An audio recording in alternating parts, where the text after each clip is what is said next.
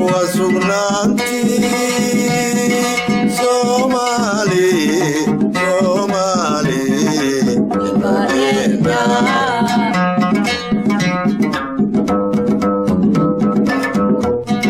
Solos wasalanki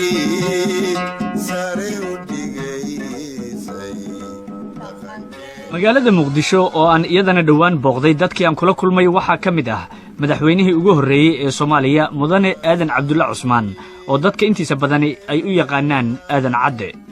mudane Aadan Cadde rasmiyan waxa uu degan yahay beertiisa oo ku taala Mushaani oo u dhow Jannaale markaan Muqdisho kula kulmay waxa uu ka soo laabtay socdaal uu dalka dibadiisa ku tagay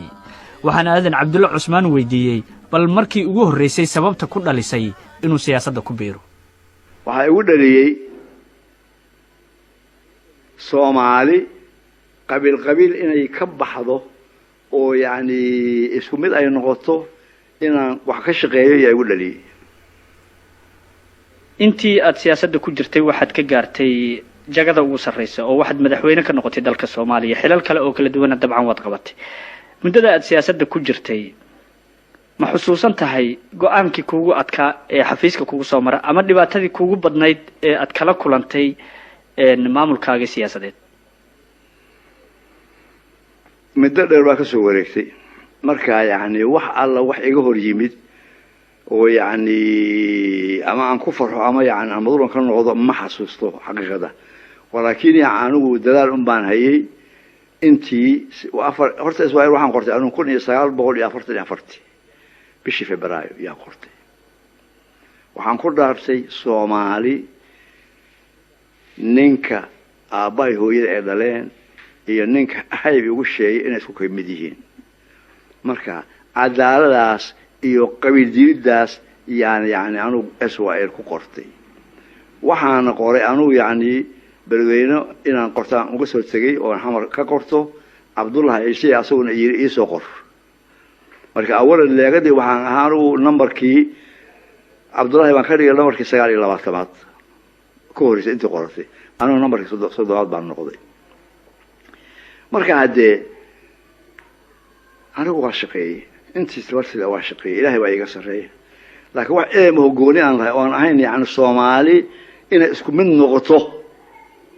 ku dadaal oo contribuire waxaan ma jirin hadda dalka Soomaalida waxaad ka warhaysaa dhibaatooyin fara badan in ay ka dhaceen intii aad ka shaqeynaysay maamulka ama Soomaalida dhan aad madax u ahayd ma saadaalisay oo maamulka jira iyo dadku siday u dhaqmayaan marna ma istiri dagaal xoog leh iyo sokeeye ayaa sidan u dhici doona ma ismaanan dhihin maxaa jira xaqiiqada 7 sano oo presidenta ka ahaa xaalku waa socday yaani in ka soo qaad u dhacayay wax weyn oo dhaco yaani muxuu aan waxaas aan yaani aan siraamay saas noqota ma jirin hadda ummadda Soomaaliyeed maxaad u soo jeedin lahayd oo talo iyo tusaale ah waxaan soo jeedin lahaa inay yaani nin walba oo Soomaaliya inuu meel dhigo wax asaga maslaxadiisa khaas inuu meel dhigo oo wax walba ku hormariyo Soomaaliya يعني هشيس كذا يوارتنا مدينة إنه وحول أهره هشيس كصوماليات يوديه كصوماليات مدن آذن عبد الله عثمان آذن عدة ودوان كل ما مجال مقدشو آذن عبد الله ومدحوينه وجه الرئيس الصومالية تضبط سنة أيو ذلك كتليني سن بدأها أيون حلك وجدجي كدب مركي دور شلوا جهلي أنت كدب وحول يكون على ذلك جديهسا هذا وحو دجي هي beertiisa oo ku taala meel u dhow Mushaani oo ah tuulo ku taala Jannaale agtiisa Somali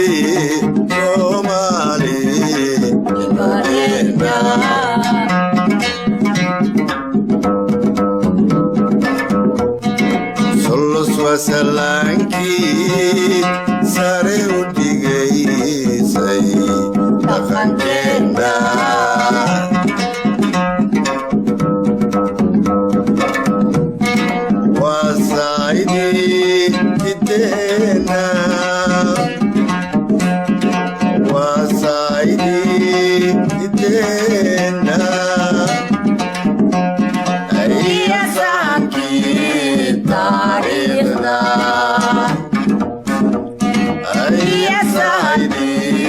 taariikhda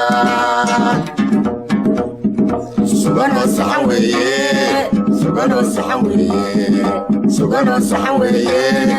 suganoo saxan weeye